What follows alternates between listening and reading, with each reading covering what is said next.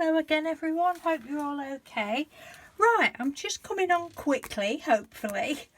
WoollySteph earlier on, she put a video up of some beautiful butterflies, folded butterflies that she'd made, and there's a picture on Instagram as well, and I asked her if she would do a tutorial if she had time. Well, bless her heart, she did it more or less straight away, and they're absolutely gorgeous. She just folds them out of a 6x6 sheet of paper. So I thought, oh, I can't wait to have a go. So I came straight upstairs. I thought, oh, I know, I've got two lonely pieces of, I wonder if they'll work with bigger paper. I've got two lonely pieces of 12x12, and it's just, it was a thin scrapbook paper that I didn't especially like. For one thing, I forgot that it cracks. And so I painted them. So I thought, oh, well, I'll use that. Yes, she'd forgotten that it cracked.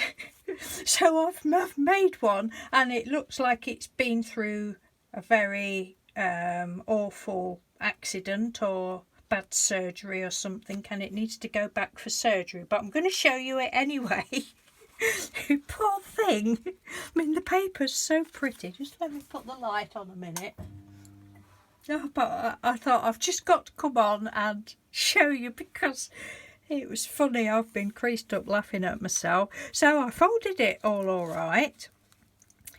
But when it came, I suppose it's because it's too thick for one thing. And like I say, I'd forgotten that this particular paper pad, it splits terribly. And look, poor thing, it's got a big split in its you-know-where. But other than that, I'm really pleased with it, and I will mess about with it later. I want to go back outside and do some more reading in a minute.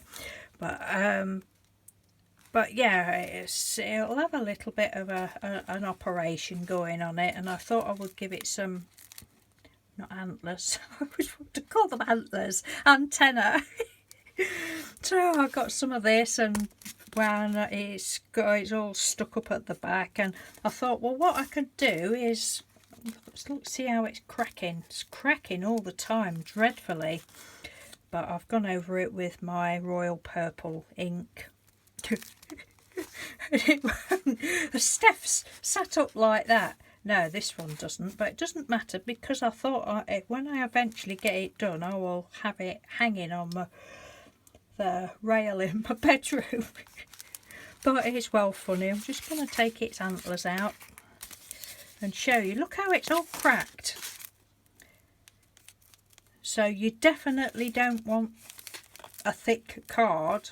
Well, probably, I don't know whether the more expensive ones would work or not, but it's still alright. It's salvageable. I thought I would try and do something at some point with some, might have some, disguise that bit and have some tassels dangling from it, or probably some beads, so it could be like a butterfly stroke dragonfly stroke thing.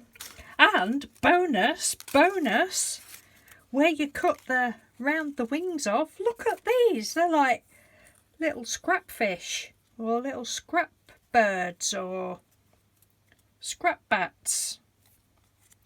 So that's a bonus with those being so big or something. Oh, look, looky. Look at that. You can always find, oh, that's pretty. Always find something to do with your pretty scraps, can't you? So thank you ever so much, Steph. You are a sweetheart for doing that, especially doing it straight away. But yeah, that was I just thought I'll come on, and if anybody tries, do it with paper like Steph said. I mean, I'm sure the 12x12 would still work, but not with thicker. Oh, unless it's because I've painted it, I don't know. But you know me, it won't get thrown out. I might have to glue its bum together or something. But I'm definitely going to have it as a hangy thing.